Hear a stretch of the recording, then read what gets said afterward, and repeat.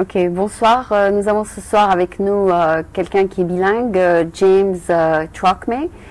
Je pense que tu es américain, c'est ça? Je suis américain, c'est Voilà. le cas, mais j'ai vécu 22 ans en France. En fait, je suis né, j'ai été élevé en France. Donc, Ah d'accord, donc tu es d'où plutôt français. Hein?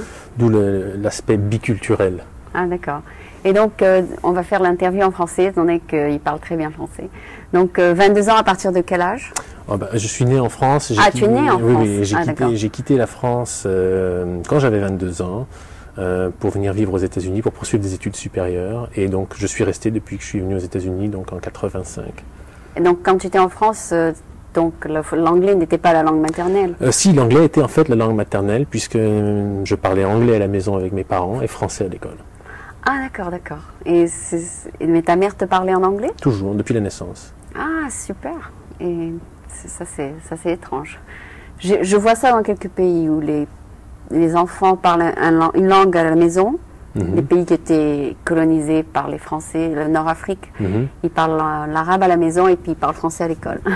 Donc ça doit être la même expérience avec toi. Tu parlais l'anglais à la maison et le français à l'école, c'est ça? Quand j'étais jeune, oui. Maintenant c'est l'inverse. Je parle français à la maison et anglais à vie courante puisque j'ai 2 jeunes enfants et que j'ai envie qu'ils apprennent Et alors le français. tu fais l'effort? Donc je fais l'effort de leur parler en français, oui, absolument. Ah d'accord, d'accord. Et ta femme?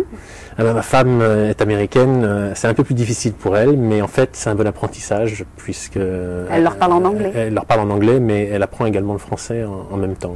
Elle avait déjà des notions de français auparavant. Donc, les petits savent le français, donc c'est les ça? petits comprennent et commencent à parler un petit peu. Oui. Ils sont encore jeunes, hein, ils ont 2 ans et 9 mois, donc ouais, on n'est pas pressé. Et puis ils peuvent aller peut-être dans une école française. Et il y a de très bonnes écoles françaises dans la région, ou bilingues, dans la région de San Francisco, effectivement. Ouais, d'accord. Oui, et on les immerse dès qu'ils arrivent. Tout à fait. C'est ça. Vous avez déjà regardé la chose? Oui, je suis allé voir l'école internationale qui se trouve à Palo Alto, qui a un cursus à la fois français et anglais, mais aussi ils ont un programme chinois également. Ah donc oui, ils ont un programme trilingue. Trilingue, oui. Et les enseignants viennent pour la partie française viennent de France et sont délégués par le ministère de l'Éducation nationale. Ah, je ne savais pas qu'ils étaient déjà là-bas. Enfin, à Palo Alto, tu as dit? À Palo Alto, oui. Ça s'appelait l'école française, mais maintenant ça s'appelle l'école internationale de la péninsule. Ah oui, parce qu'on a aussi l'école parce qu'il y a une école à San Francisco, oui. C'est pas la même. Ils ont des rapports, mais c'est pas la même. C'est pas la même direction. C'est pas la même direction. Ah, je croyais que c'était peut-être la même. Et eux ne vont pas au-delà de l'école primaire à Palo Alto. Ah, d'accord, d'accord. Donc, d'accord. À ce moment-là, tu prends une décision, mais tu as le temps. J'ai largement le temps. D'accord. Donc, quand je t'ai rencontré, tu m'avais dit que tu faisais, tu viens de démarrer une compagnie, c'est ça, qui fait de l'international business. Voilà, du conseil aux entreprises, aux petites et moyennes entreprises qui souhaitent investir dans les pays en développement. Comme la Chine ou le Pérou ou la Russie. Et quand on dit pays en développement, en fait, il y a différents degrés de développement ou de sous-développement. Enfin, sous-développement n'est plus le terme correct pour des raisons... Oui, tu as identifié quelques-unes. Mais en fait, ça dépend vraiment des choses qu'ils cherchent à faire. Soit ils veulent faire du commerce avec ces pays, ça c'est une chose. Soit ils veulent investir dans le cadre d'opérations jointes, ce qu'on appelle les joint ventures, ou alors, pour leur propre compte, ouvrir une usine dont ils ont le contrôle total. D'aller dans le pays même. Dans le pays même, oui. Et ça peut être dans tous les secteurs. Ça peut être pour une société de leasing d'équipements agricoles, par exemple, comme ça peut être pour une usine de trituration du soja, pour faire de l'huile végétale, peu importe. Et c'est moins cher dans les pays en voie de développement, n'est-ce pas? Le processus de fabrication de certaines matières premières en produits semi-finis ou même en produits finis est moins coûteux dans certains pays. Comme le Mexique. Comme le Mexique, qui est l'exemple le plus connu à la fois aux États-Unis, admiré du côté corporate aux États-Unis et détesté du côté syndicat. Mais en fait, il y a beaucoup d'autres marchés où cela est possible et où les produits sont en fait ensuite réimportés et assemblés aux États-Unis dans les produits finis. C'est le cas par exemple dans toute l'Amérique latine, si on regarde l'Argentine, le Brésil. Ah, c'est moins cher de produire là-bas. Des pièces qui font partie du produit fini, du produit automobile fini, sont fabriquées par des filiales ou par des joint ventures de grandes sociétés automobiles comme General Motors, Ford ou qui ont Chrysler, leurs usines là-bas, qui ont des usines là-bas ou qui ont au moins un investissement dans certaines usines là-bas et qui font fabriquer les pièces détachées, des petites pièces, ce qu'on appelle le décolletage en termes industriels français, et rapatrier ces pièces aux États-Unis pour assembler ça dans le produit fini, ou alors au Canada, parce qu'ils ont des usines de production également au Canada. Mais toi, les General Motors, c'est trop grand pour toi. C'est trop grand, je m'intéresse plus aux grands projets. Je l'ai fait pendant un certain temps pour des grandes entreprises françaises. Et en fait, je trouve que c'est beaucoup plus intéressant de travailler pour les petites entreprises qui sont confrontées à des problèmes beaucoup plus intéressants, puisqu'elles ont plus difficilement accès aux capitaux qui leur permettent de monter ces projets. Les grandes entreprises ont typiquement 5, 6, 10, 12 banquiers dans la poche qui sont en train de leur faire la cour pour essayer de les aider à monter ces affaires. Ce n'est pas le cas des petites et moyennes entreprises qui ont souvent de bons projets, de bons produits, mais qui n'arrivent pas à trouver les capitaux. Les fonds. Et toi, tu les aides? Et moi, je les aide à trouver les capitaux par différents processus, soit les programmes multilatéraux qui sont mis en place par des institutions internationales telles que la Banque mondiale ou la Banque interaméricaine de développement ou la Banque asiatique, et également par les agences bilatérales qui existent. Aux États-Unis, on a ce qu'on appelle EXIM Bank, Export-Import Bank of the United States, qui est une agence de crédit export. Et on a aussi Overseas Private Investment Corporation, qui est une agence d'assurance du risque politique pour les investissements. L'équivalent français, pour les gens qui connaissent, serait la COFAS, par exemple, qui fait la même chose pour les entreprises françaises qui veulent soit faire du commerce, soit investir dans les pays en développement, ou des pays dits à risque. Donc on peut mélanger un peu tous ces mécanismes qui existent et trouver l'équilibre optimal qui permet d'obtenir des financements compétitifs pour monter ces projets dans les pays. Il y a des institutions qui ont pour mandat le développement économique, mais également la promotion de la croissance du secteur privé. Et donc, parce que c'est leur mandat, voilà. Ouais. C'est leur mandat, ce sont des institutions internationales. Et ils veulent bien prêter. Ils sont obligés, même s'ils veulent pas, même s'ils ont une mentalité de banquier, ils sont quand même obligés de regarder ces petits et ces moyens projets à cause de leur mandat qui leur vient de leurs actionnaires. Et ces actionnaires, ce sont d'une part les pays développés et d'autre part les pays en développement qui sont eux-mêmes actionnaires, même si ce n'est qu'à titre symbolique, d'institutions telles que la Banque mondiale ou de la Société financière internationale. Donc ils sont obligés d'aider un minimum de petites et en fait, ils le font parfois même à perte, ne serait-ce que Ils savent qu'ils vont perdre. Ils savent qu'ils vont perdre, ils le font, ils se rattrapent sur les plus gros projets. Et ils font des gros projets. Il est évident qu'il y a des gros projets qui sont connus. Des grandes entreprises françaises ou américaines ou d'autres pays ont fait des grands projets avec l'aide de ces institutions dans les pays où les banques n'étaient pas prêtes à financer sans avoir un moyen de réduire le risque. Mais ils savent peut-être qu'une sur 10 va bien réussir, c'est ça?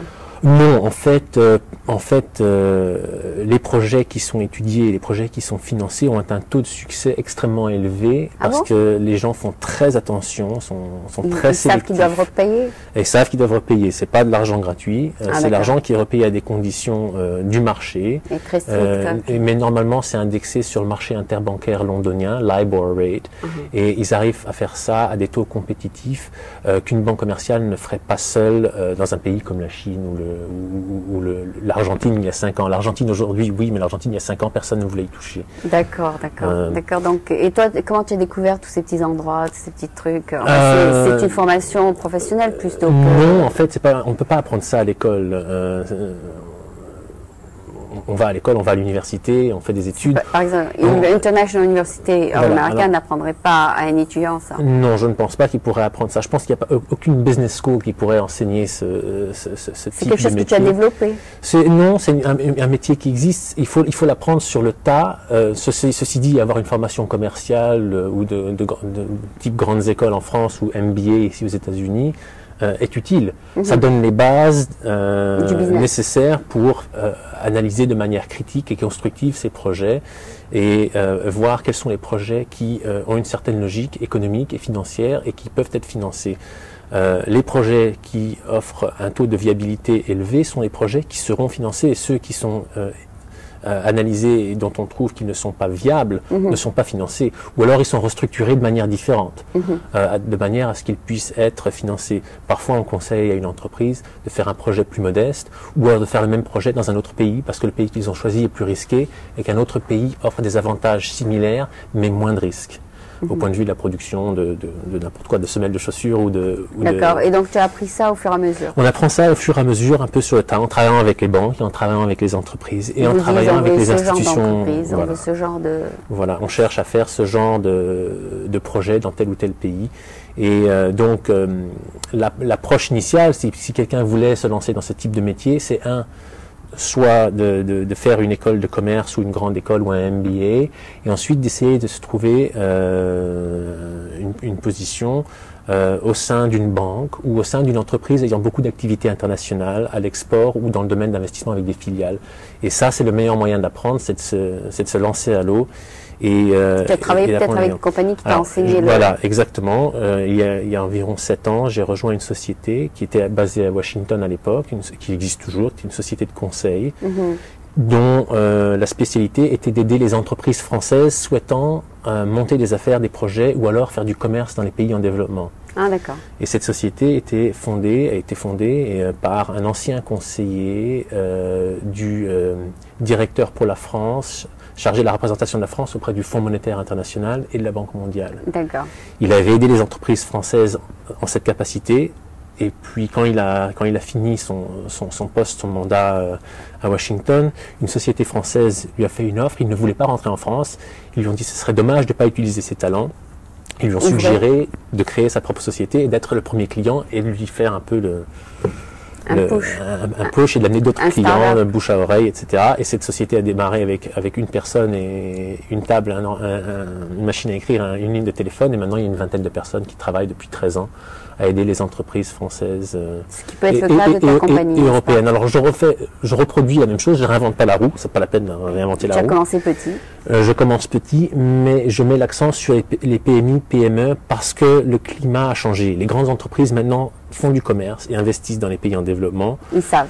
Ils savent comment faire ça. Mais les petites et moyennes entreprises ne savent pas encore le faire. Alors tu les appelles? Et donc, non, je les appelle pas. En général, c'est elles qui m'appellent. Parce que pour des raisons d'abord de volume, je travaille seul et j'ai des associés extérieurs auxquels je fais appel pour trouver du business, pour m'aider sur certains dossiers. Mais l'étude des projets demande beaucoup de temps, demande beaucoup de concentration, et donc on ne peut pas faire beaucoup pour faire bien. Il faut se concentrer sur quelques projets pour arriver à bonne fin et offrir un travail de qualité. Ah, d'accord. Et donc, je dirais, capacité maximum de quelqu'un qui travaille seul à n'importe quel moment donné. Et le temps d'incubation d'un projet, ça peut être entre 3 mois et 1 an et demi, 2 ans. C'est 5 à 6 projets maximum à n'importe quel moment donné. Mais il faut les trouver. Il faut les trouver. Alors ça se fait, bon, je suis parti avec un paquet de cartes de visite énorme, avec beaucoup de contacts dans la communauté bancaire, avec beaucoup de contacts dans le monde des affaires. Et c'est le bouche à oreille en fait qui fonctionne le mieux dans ce genre d'affaires. Quand j'ai des entreprises qui vont voir telle ou telle banque et qui leur disent j'ai mon projet de 300 000 $ ou d'1 demi-million de dollars et je voudrais faire ça, la banque dit c'est trop petit, mais on connaît quelqu'un qui peut vous aider. Par contact, ils me sont référés. En fait, c'est comme ça que je me mets à travailler. Tu te fais des bons contacts. Et je me fais des bons contacts. En fait, c'est des contacts que j'avais auparavant sur lesquels j'avais travaillé avec. J'avais travaillé avec, et donc je continue à capitaliser sur ces contacts pour maintenir une activité. Ah, ta compagnie t'a donné la permission? Ma compagnie m'a donné la permission. En fait, il n'y a pas de conflit d'intérêt avec mon ancien employeur puisque je ne travaille pas du tout la même clientèle. D'accord. Et j'espère, en fait, puisque je suis parti en très bons termes,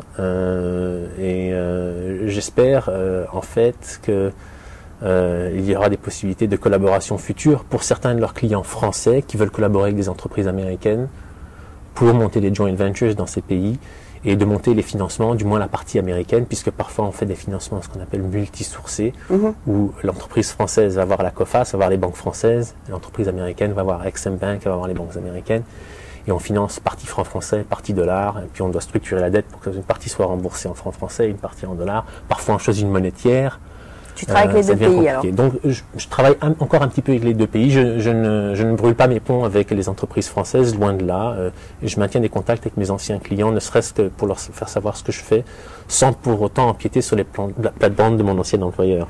Oui, parce que justement, pendant que tu attendais, je t'avais mentionné la French Connection of the Silicon Valley. Voilà, oui. Et comme tu sais, toutes les compagnies de technologie se développent beaucoup dans la Silicon Valley. Absolument. Et beaucoup sont donc dirigées par des Français. Enfin, je ne sais pas. Enfin, il y a beaucoup de Français qui ont démarré des compagnies là-bas.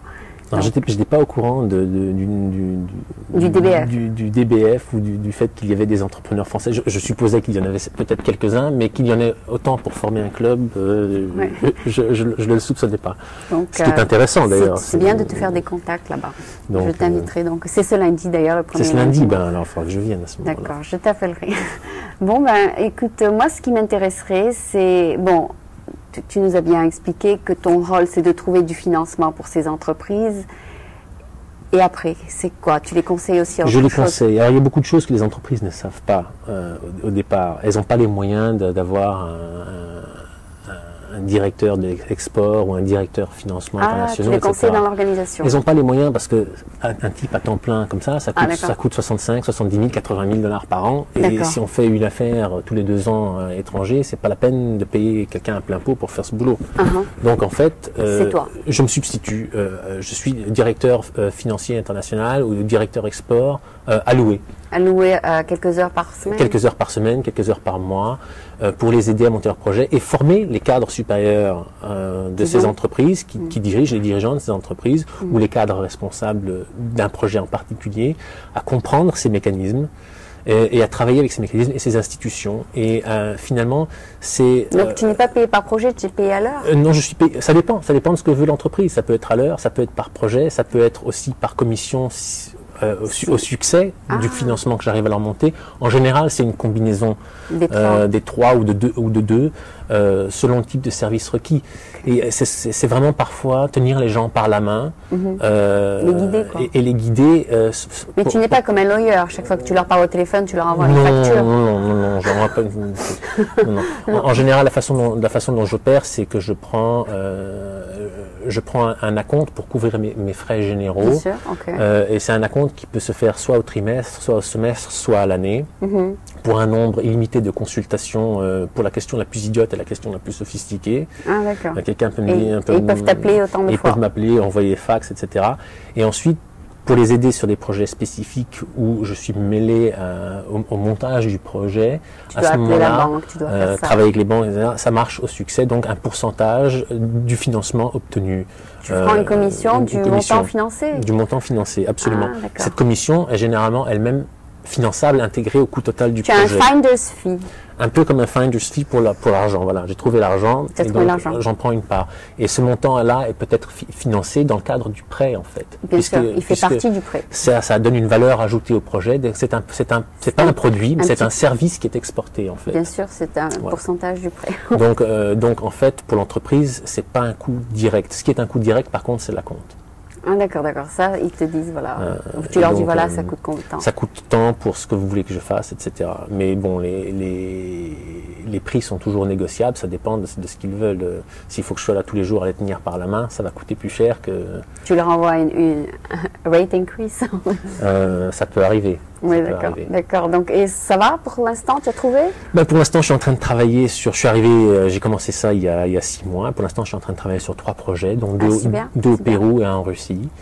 Et je dirais que le projet qui va le mieux, c'est celui qui est un des projets au Pérou, qui est un petit projet, $1 million, pas très grand, pour un investisseur péruvien qui vit aux États-Unis et qui veut réinvestir son argent au Pérou. Ah, d'accord, super. Donc tu trouves ton propre client et tu t'occupes du client? Je trouve mon propre client où les clients le plus souvent me trouvent par le bouche à oreille, par les contacts que j'ai. Mais c'est-à-dire que tu n'as pas quelqu'un qui te trouve des clients?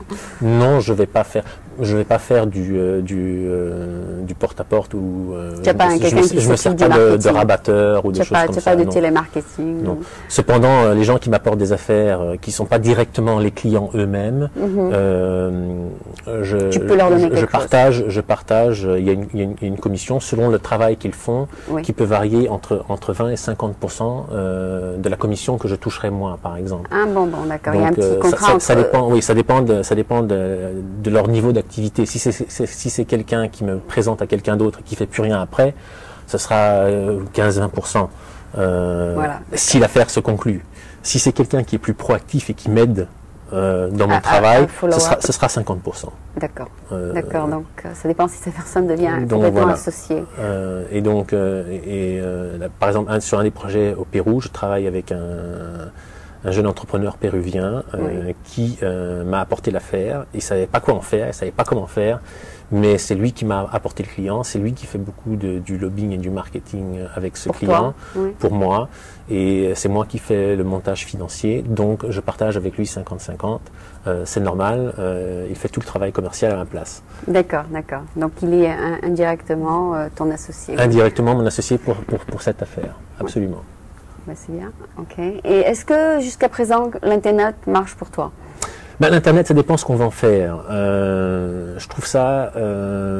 j'ai une page de W3 sur Internet.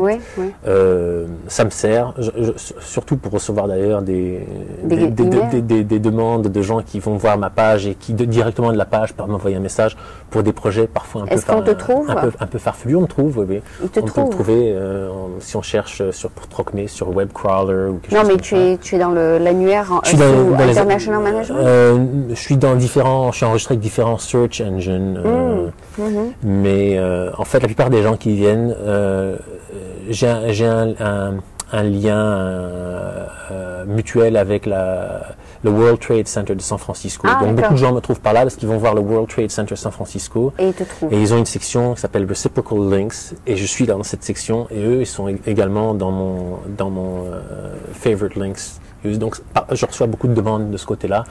La plupart sont des demandes un peu farfelues. Mais bon, d'accord, parfois, on peut trouver une perle rare. Oui, exactement. Mais parce que j'ai vu hier à la télévision, ils ont vu combien achètent par catalogue, combien achètent dans les malls, combien achètent par Internet. Et l'Internet, c'est que 2%. C'est que 2%. Je crois qu'il y a un seuil psychologique que les gens ont du mal à franchir. Ils ont peur qu'en donnant leur numéro de carte de crédit à travers Internet, etc., ils risquent de se faire piquer leur numéro de carte de crédit. Donc ils préfèrent faire par catalogue. Ils préfèrent faire par catalogue ou par téléphone, etc. En fait,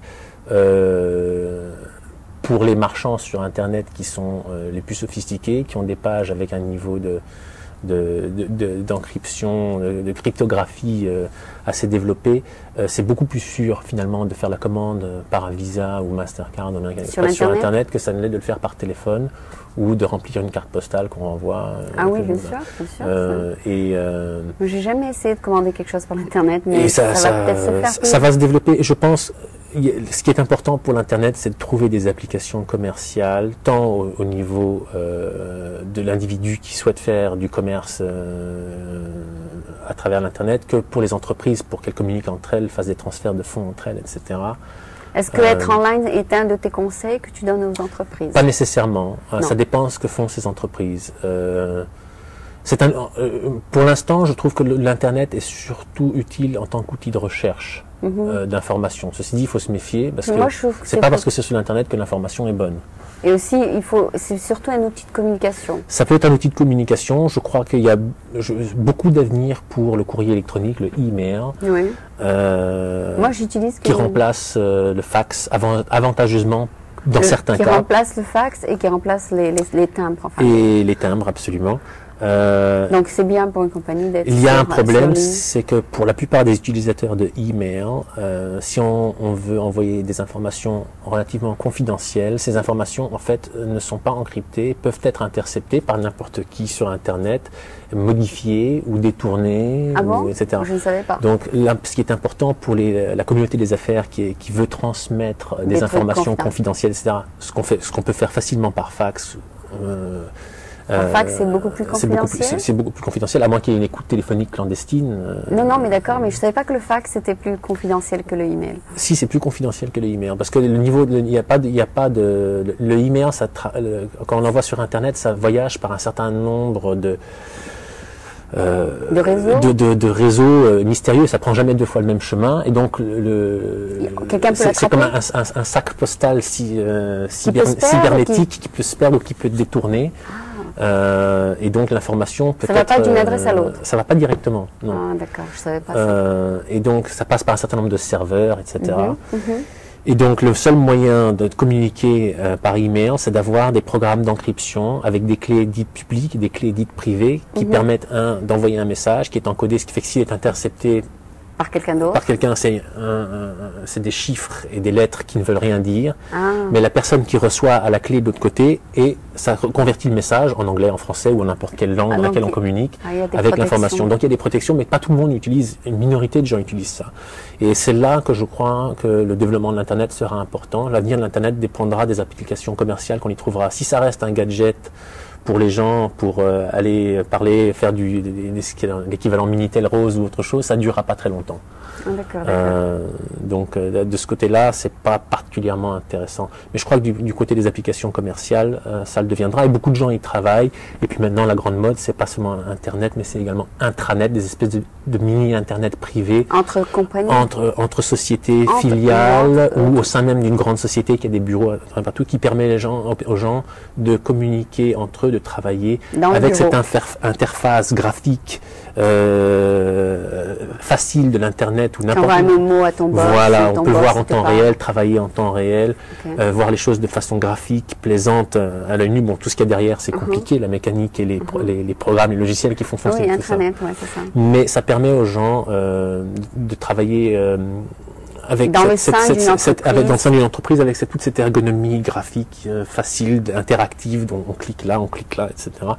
Et ça rend l'utilisation de l'ordinateur pour l'utilisateur final beaucoup plus simple que ça ne l'était il y a 5 ans, 10 ans ou 15 ans, ou il y a 15 ans. Travailler avec un ordinateur, il fallait connaître toutes sortes de codes compliqués, de chiffres, de combinaisons. Aujourd'hui, n'importe qui peut utiliser un ordinateur. Il n'y a pas besoin d'avoir un diplôme d'ingénieur pour utiliser un ordinateur, pour faire du traitement de texte ou un tableur ou communiquer par Internet. Je dirais qu'en fait, la technophobie a été la source du progrès, puisque ça a forcé les techniciens à développer des solutions simples, au moins à l'utilisation par l'apparence devant. Derrière, c'est beaucoup plus sophistiqué, beaucoup plus compliqué. Et on verra ce que deviendra l'Internet. Moi, je pense que l'évolution sera positive. Ça me fait penser un peu à la CB aux États-Unis. Ça a été très populaire pendant les années 70. Tout le monde avait des CB. Et puis la CB a disparu, mais elle est devenue autre chose. Elle est devenue le téléphone cellulaire. On verra si Internet évolue vers autre chose. L'intégration avec la télévision, l'intégration avec les journaux, la presse, etc. On verra. Mais suppose tu as une série de compagnies qui ont une webpage et tu veux leur faire part de ce que tu fais, tu leur envoies une copie de ta page. On peut envoyer une copie de la page directement. On peut envoyer une copie de n'importe quoi sur l'Internet. On peut envoyer du son, on peut envoyer de l'image, on peut envoyer de la vidéo. D'accord. Donc tu peux leur faire part de tes services en leur envoyant ta page. D'accord. Ils peuvent, une page Internet, ça peut se copier, ça peut se reproduire, ça peut s'imprimer. Et ça peut s'envoyer. Et ça peut s'envoyer. Quand quelqu'un voit une page Internet qui l'intéresse, il peut l'envoyer directement par email à quelqu'un d'autre. Ah bon? Et ça envoie toute la page. Ah d'accord. Ça c'est intéressant. Il faut que j'apprenne à faire ça. Oui, il suffit de cliquer sur la page et faire send page. Voilà. Ah bon? Oui, ça dépend quel genre de logiciels on utilise, mais je dirais que de loin, les gens qui connaissent déjà un peu, s'ils utilisent Netscape ou Internet Explorer par Microsoft, savent que c'est comme ça qu'il faut faire. Savent que c'est comme ça qu'il faut faire, et que c'est les deux logiciels qui sont vraiment les plus performants. Je ne recommanderais pas l'un plus que l'autre. Je trouve qu'ils sont tous les deux excellents. C'est un bon outil pour se faire connaître. J'ai appris quelque chose de nouveau ce soir. Je pense que c'est un outil de travail important pour l'entreprise aujourd'hui. Je connais beaucoup d'entreprises qui maintenant se branchent sur Internet. Les cartes de visite ont des adresses Internet. Tout le monde fait ça. Ok, je crois que malheureusement on est à la fin là, mais je crois que tu nous as bien expliqué ce qu'est le job d'un international manager, management consultant. Oui. Voilà, je ne savais pas ce que c'était comme travail, donc maintenant je sais. Et donc je te remercie de nous avoir informés. C'était avec plaisir. Et de nous avoir éduqués. Avec plaisir. Merci beaucoup. Donc c'était James Trocmé Associates. Donc tu es ici, dans la baie, quoi. Je suis dans la baie. Je suis à Half Moon Bay. Voilà, il est dans la baie au Half Moon. Voilà. Le point de vue de la vie est très agréable et ça me permet de couvrir à la fois le district financier de San Francisco et Silicon Valley et San Jose. Je suis plus ou moins à mi-chemin entre les deux et je vais soit à l'un, soit à l'autre. Super. Je te souhaite un grand succès. Merci beaucoup. Ok, bonsoir. Au revoir.